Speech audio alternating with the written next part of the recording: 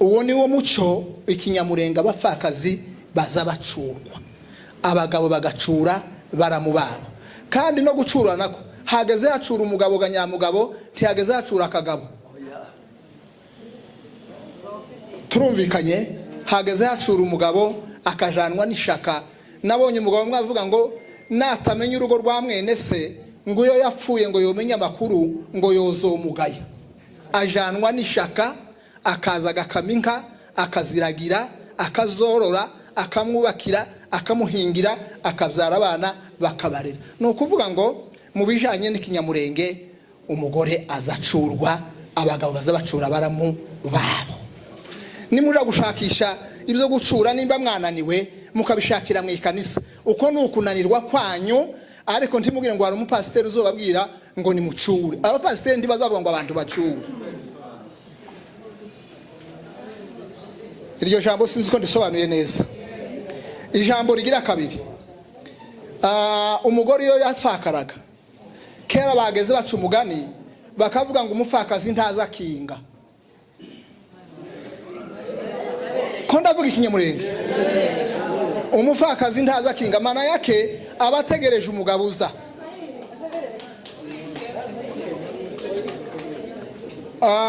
Bikavuga gutya ngo mundi ndega mureke unsakuriza. Kwaro kuvuga ngo umupfakazi yo yabyaraga mu kinyamurenge hazahabyara imfizi, ntihazahabyara abagabo. Mu kinyamurenge hazahabyara imfizi. Umupfakazi agasigara n'abana babiri, wa mugore akabyara akageza abantu 8. Turamufite hano simuvuga w'abantu bamwe. Umugabo yamusiganye umwana umwe. Uwo mwana ejo muri yagwe mu gisirikare ariko yafuye ashingiye. Arabyaragira 9. Urugo rwiwe rwuzuyemo abantu, kandi umuntu azakizwa n'inda yiwe. Ntayoberwa ni umuherezi wa munini, bavutse ari 2. Nagiye kubaza ari 3, nagiye kubaza se uyu amateka aracyahari. Arambwira ngo nyirakuru umukobwa w'abanyabyinshi ngo yabwiye ntayoberwa ngo nudahari kandi niga uharike kugira ngo tugwire. Uhitemwo guharika inka ndaziguhereza cyangwe ureke guharika ninigi. Ntayoberwa nyina ngo amubwiye gutyo yisuka mu bagore. Ubu nyine nta uruta kwa munini. Ushaka kugwira, ko ndavuga ikinyamurenge noneko, ushaka kugwira no kugira imbaraga azashaka abagore. Abagore nibo banyiri bantu. Nimba ushaka gukomera, nimba ushaka izina, nimba ushaka gukomera, mbuzi ikinyamurenge ushaka abagore. Sawa? Ndi mu gutangara ngo abapfakazi bari mu kubyara, ngo umugabo wabyariye umupfakazi ngo akagenda kuvuga ngo uriya mwana ni wamubyaye. Uri umuhemu, uri gito, ukwiriye gufungwa. Iyo ugiye muri bujanywe n'ishaka yasize abana 3 bandi bageze baje gucikura inzu zabo. Ngarutse muri Bibiliya izivuga ngo ngiye kugakoresha gatoya. Hano haje kibazo cyo kwiga umuco. Hari ico nenga nimuzoza muhamagara abantu ngo baze kubigisha umuco, ntimukaze mumpamagara, kandi ntimukaza muhamagara n'abazehe bose bari hano. Baza mu bandi banyamurenge baze kwiga umuco. Nimushaka kwiga ijambo ry'Imana za Bibiliya muhamagare bano baze kubigisha Bibiliya. Ariko nituvuga mukazana umuco mukawuvanga na Bibiliya birabarusha. Nta nagisubizo mwobona, harabaguhuzaguranwa no guterana amagambo hanyuma dutaye nta kintu dutahanye, kuko twacucumye tukajigitira tukavanga. None nje ugiye kuvuga ndavuga umuco, Imana nibimfashamo ndeke kuvuga Bibiliya. Kandi uyu n'umwarimu wanje, ariko twamaze kumenyera nabi, wenda hari ikinja kuzifashisha simbizi bizoba bingwiririye, ariko ndavuga umuco. Ndahera ku ijambo ry'urushako. Urushako hazashakana abumvikanye. Umukuru agashaka umutoya, umutoya agashaka umukuru. Kera basogokuru bakigira abagore 2 3, ntibageze bazana abagore bangana. Yageze azana umwe yabyara 5 akazana undi mukobwa. yabyara gatandatu akazana undi mukobwa. Ntayoberwa yaravuze ngo umuntu ari muzima ngo adashaje. Sekuru wa Gigi aravuga ngo umuntu yosazisha abagore batatu. No kuvuga ko umugabo azashaka kera mu Kinyamurenge, umuntu yageze ashaka washingira umwana wa mbere, nawe ugashaka uwawe mugore, urasubira gushaka ugasubira ugashaka. No kuvuga ngo bijanye no gushaka, umuntu ashaka uwo bumvikanye, yoba mukuru cyangwa yoba muto. Umuco rero wacu, umuco wacu kubijanye n'abapfakazi, ndagira ngo munumve kandi navuze ngo simvuga ibizigitabo. Ibijanye n'umuco wacu n'abapfakazi, umupfakazi wacu mu muco w'Ikinyamurenge iyo afakaye umuco wacu azacurwa. Nabonye umugabo w'umuhinda afakaza umukobwa w'abanyabyinshi abyaye gatatu, aragenda adafite umuhungu ucura wa mukobwa, atora inkona aja kwa bene wabo kuja gusaba umucura wari ufite abahungu batanu. Aravuga ngo abanje bana baracari batoya, none mpereza umwana aje kuncurira umukazana kuko ntatabana kandi aracari uruhinja, ngo buce aramumuhereza. Umwana afite ubunyine uwo mupfakazi umukamiye umutunzi, ubunyine abyaye kane. N'umwana sekuru yagiye kuja gusaba se uwo muyindiza muri bene wabo aza kumucura. No kuvuga ngo umuco wacu no gucura abagore bakabyara, nkeretse atakibyara ari umugore ubonye utabyara. Kandi bageze bacura kera mu muco, yashingira umwana wa mbere wa mupfakazi, wa mugabo akabwira wa mugore, akamubwira ngo naje muno nta mugabo urimo, none habonetsemo umugabo ndasohotse. Tunakubaliana? Uwo ni wo muco Ikinyamurenge abapfakazi baza bacurwa, abagabo bagacura baramubaba. Kandi no gucura nako hageze hacura umugabo ga nyamugabo, ntihageze hacura akagabo. Turumvikanye? Hageze hacura umugabo akajanwa n'ishaka. Nabonye umugabo mwavuga ngo natamenya urugo rwa mwene se ngo yo yapfuye ngo yomenye amakuru ngo yozomugaya. Ajanwa n'ishaka, akaza agakaminka, akaziragira, akazorora, akamwubakira, akamuhingira, akabyara abana bakabarera. No kuvuga ngo mu bijanye n'Ikinyamurenge umugore azacurwa, abagabo bazabacura baramu babo. Nimuja gushakisha ibyo gucura, nimba mwananiwe mukabishakira mu ikanisa, uko nukunanirwa kwanyu. Ariko ntimubwire ngo hari umupasiteri uzobabwira ngo nimucure. Abapasiteri ndi bazavuga ngo abantu bacure. Iryo jambo sinzi ko ndisobanuye neza. Ijambo rigira kabiri, umugore iyo yatsakaraga kera bageze baca umugani bakavuga ngo umupfakazi ntaza kinga. Ko ndavuga Ikinyamurenge? Umupfakazi ntaza kinga, mana yake abategereje umugabo uza.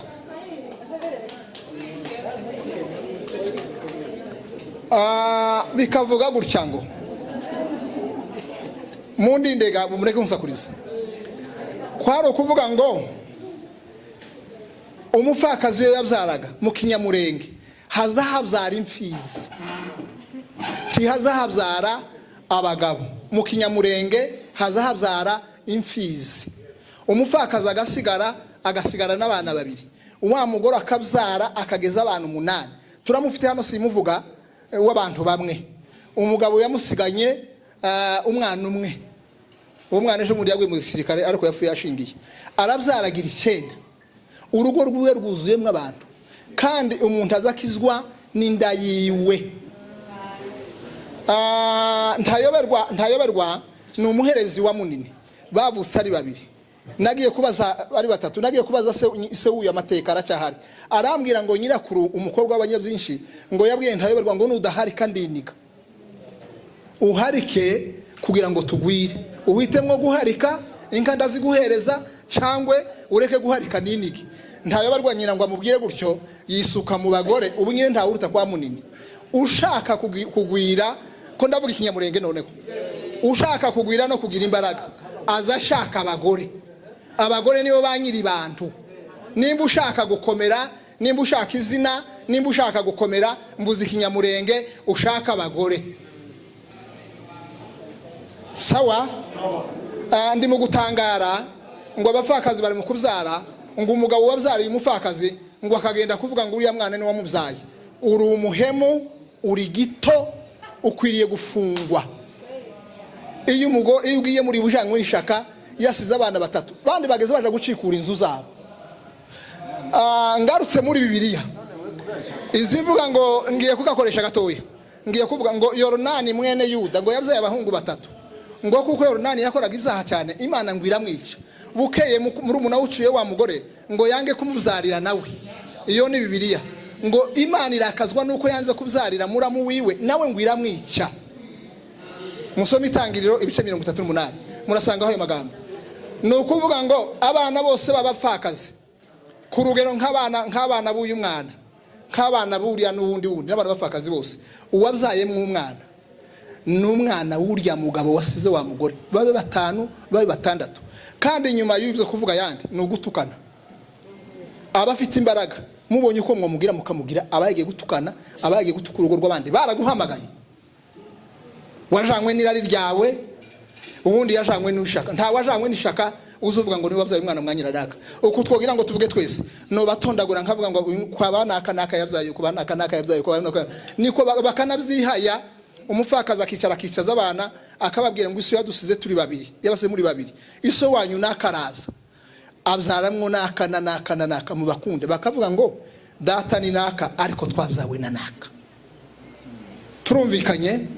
None rero gucura nako hari akantu uyu muzehe yavuze abantu bakumva nabi. Ko ndavuga ikinyamurenge simpa mvuga Bibiliya. Ko ndavuga ikinyamurenge muza mucurwa aba mu kinyamurenge hazacura umugabo w'imfura, muza mucurwa n'abagabo b'imfura. Abagabo katagenda kavuga ngo niko kari muriya, ngo niko kari muriya. Umugabo umufata banga kandi wishaka ukwiye kukuzara n'umwana akavuga ari n'umwana ufite ubwenge. Naho bandi n'abandi ngiye kuvuga kandi abandi bantu. Ariko ko ndagusha ku ijambo ryo kuvuga ngo abapfakazi mu kinyamurenge bazabacurwa, abagabo gacura. Kandi nucurwa ntugacurwe n'umusinzi, uzacurwe n'umuntu muzima. Barahari baramubawe n'abandi. Kandi mu kinyamurenge ntabageze baheza umupfakazi wabo ngo agenda abzarirwa n'abandi, kwaro kumutesha agaciro. Bamutoreraga umugabo mu muryango akamucura ibintu bifite isuku, ibintu byiza. Ico nico kinyamurenge rero no gucura. Ngiye kuvuga irindi jambo. Abantu ko ndabona abantu bari hano, abantu banduta wenda niba no bombi nyine, ariko abandi ko ndabona nanje baruta. Mu kinyamurenge iyo wabzariraga umukobwa utaramukoye, urya mwana nuwase w'umukobwa, si umwana wawe. Barya abana muri mushaka gucura ngo ni wamubyaye muri mukwiba, kandi ngo muri mwikanisa uzuja kumugira umugore wawe wamukoye ryane cyangwa bashaka kujya kuzara wa mwana. Turahari n'imiryango imeze gutyo novuga ngo abanyanaka n'abanyanaka. Iyo umwana yavukiye kwase atarakowe, ko ndavuga ikinyamurenge ntibazagenda kuvuga n'umwana wase w'umukobwa akanashakwa nyina abonye umugabo akagenda wa mwana agasigara kwase. Ikiza gituma umuntu yitwa umukwe biza biva ku nkwano. Iyo ugikoye utaramushitsa bazabavuga ngo uriya n'umukwe wacu ngo aradukwereye, deja abaye umukwe kuko yakoye. Rero umwana wavukiye muhira n'uwase w'umukobwa, birya muri mugura kubacura muri mukwiba. Cyangwe umwana akagenda nyazo bafite abana batanu n'umupfakazi wacu turabizi, ejo ukagenda ukabyara mu mwana. Umuntu w'umugabo mu kinyamurenge azataha ngo nyina yarasambanye. Wovuga ukemanga ufite ubwenge umutwe wawe ngo kurataha ngo nyoko yarasambanye. Iyo mvugira haba umugabo washatse so niwe mugabo wa nyoko, nafa n'abana bazovuka nabirya mfizi. Uwagiyemo bagiye mu mwijima ntibagutumye, n'uwundi yagiye yajanywe n'ishaka. Hanyuma rero kubwo kurangiza nshatse kuvuga gutya, ndavuga hejuru y'abapfakazi. Ndimo kumva kamikazi mushiki wanje n'urya wundi wabaga hano muri Nyamuhoza. Se ni Nyamuhoza ni Nyamukiza. Babandi bazabigisha injiri mbi cyane. Abapfakazi bose ntibafashwe nabi. Abapfakazi gufatwa habijanye n'imiryango. Ingo zacu ntizisa. Hari uzufata umupfakazi wiwe akamushira kwibere, ntimumenye kuko ari umupfakazi. Hari umupfakazi wa umugabo wacu umupfakazi ngo buca mugabira inka yita mukundiye ukuri.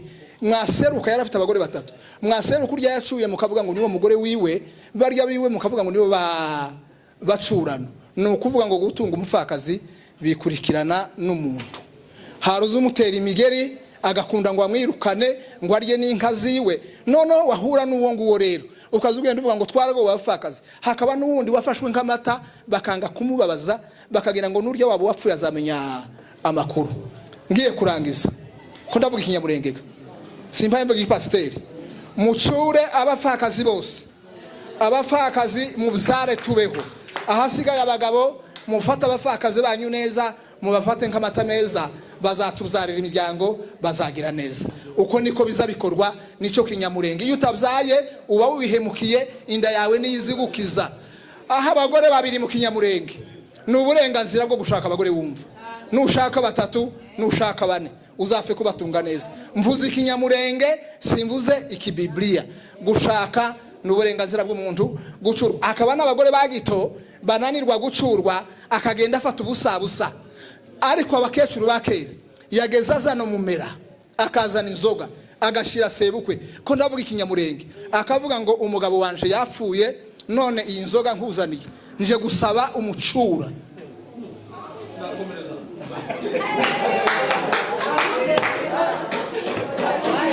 Nje gusaba umucura. Sebukwe akareka kuyinywa, agahamagara abahungu. Ko ndavuga ikinyamurenge, agahamagara abahungu akavuga ngo iyi nzoga ni ya Nyiramutigerwa yafushe umugabo, kandi yaje kumucura nawo, yaje kumucura nabwo.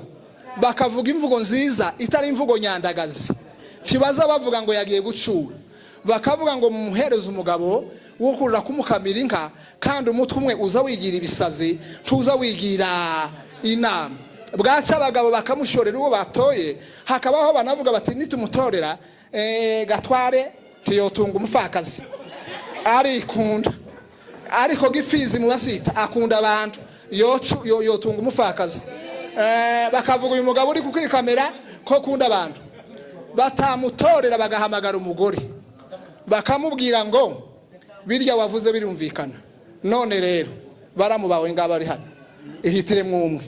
Abakuru bari baraciye umugani, baravuga ngo umugore ugira ubwenge ngo azayishakira umucura umugabo atarapfa.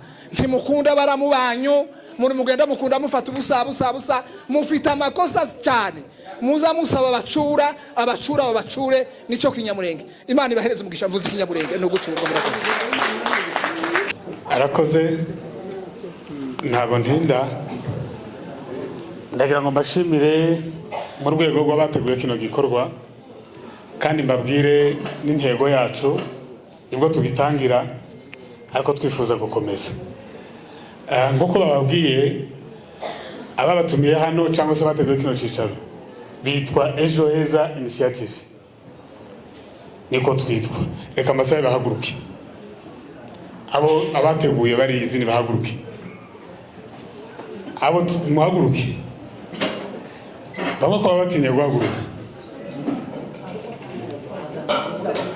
Aba bagabo nibo bicaye batekereza kino gikorwa, batekereza ko abanyamurenge tugomba kwimakaza umuco wacu utagomba gucika, kandi ubumwe bwacu bugomba gukomeza kuba umunyamurenge. Barabyicaye barabitegura, ariko murabona ko ari bigitangira, kandi ubushobozi ntiburaba bwinshi, kandi nta nubwo dufite. Ariko turashimira Use Voice Community yaduteye inkunga, baduteye inkunga, twabiyambaje badutera inkunga. Turabashimira mu by'ukuri, Imana ibaho umugisha. Turashimira n'abitabye, abavuga butumwa bacu cyangwa se abarimu, ko ari batatu twabahamagaye tubiyambaza kugira ngo tuze kuganira kino gikorwa. Turabashimiye mu by'ukuri, nubwo bagiye bagongwa n'idini bigenda bigaruka, ko turizera ko ubutaha nk'uko Pastor Kigore yatubwiye, tuzategura n'abandi mu muco, kandi nabo barawuzi, sibye ko hari aho byagendaga bigongana, ariko turizera ko bizagenda neza. Ariko turabashimira mu by'ukuri, kandi Imana ibaho umugisha. Turashimira chairman n'abandi bagendanye, hariho urwego rw'abagore n'abandi bose mwaje hano. Imana ibaho umugisha. Icyo ndi buvuge cyane maniki, Dada Nyabaruta yavuze ngo izina, reka tuvuge ngo abagore badafite abagabo. turakenda kuvuga rero azina nk'uko yabivuze, reka turivuge cyo kuko yabyifuza.